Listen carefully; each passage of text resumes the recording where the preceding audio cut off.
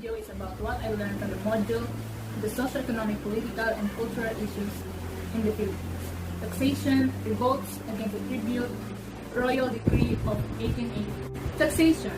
Taxation during the Spanish period was compulsory. Two reasons as to why all Spanish colonies in America and the Philippines were required are: first, recognition of Spain's sovereignty over the colonies, and second, to defray the expenses of pacification and governance. In the Philippine setting, the taxes were classified into 5 forms. First, tributo, or tribute, was a general tax paid by the Filipinos to Spain amounting to 8 reals. Those required to pay were 18 to 50 years old males, who were carpenters, bricklayers, blacksmiths, tailor, and shoemakers, as well as town workers such as those in road construction and those in road. Third was a tax of 3 reals. This includes the construction of churches and the purchase of material for religious celebrations and the Christianization.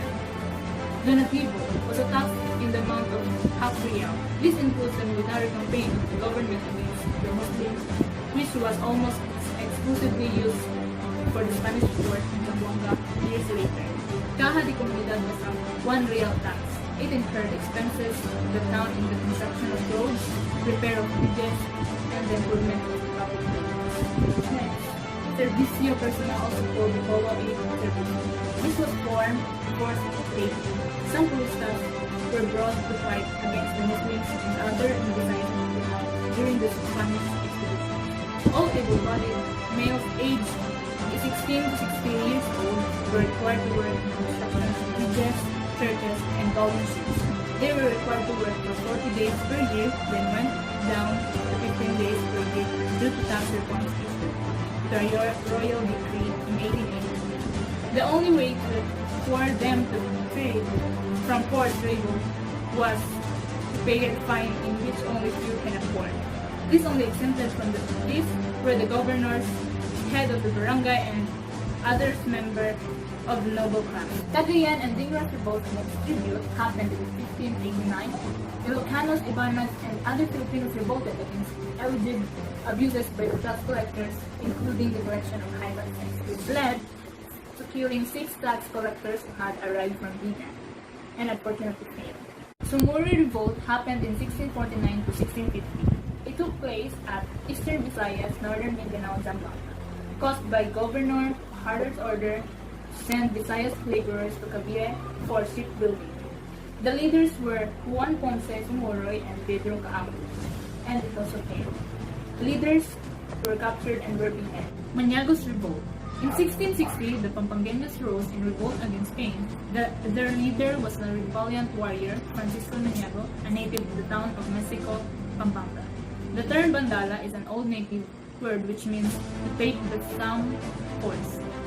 In the early days of October 1660, the Pampangueños began their uprising, setting fire to their own houses and swearing by the light of the fierce flames their rash intention to fight for their right to liberty. Malong's revolt happened in 1660 to 1661. The repercussions of Maniago's revolt were felt in Pangasinan. Staged their uprising on December 15, 1660, led by Andres Juan. He appointed Pedro Gumapos as count, Francisco Cadua as judge, and Jacinto Macasiag and Melchor de Vera as army generals. While I studied about the Spanish colonization, I learned that there are positive impacts to the Philippines during this era. Spaniards introduced their own philosophy of life to the Filipinos, as well as their habits, language, clothing, ways of amusement, including games, religion, arts, and even cooking. There's a significant contribution as well, such as formal education. On the other hand, Spanish colonization was made of major negative impacts to the Philippines, such as decrease of the population, family separation, starvation, and the loss of the indigenous culture and tradition. Invasion of the lands and unjust treatment. The most prominent amongst them all was genocide and war. These made me realize how lucky we are to be in today's generation. Kudos to all the government leaders who are passionate enough to care and continuously try to come up with significant improvements and to boost economy's productive potential. Law-abiding citizens are for sure being highly appreciated. We might have challenges in some areas, but let us be positive and see things in a positive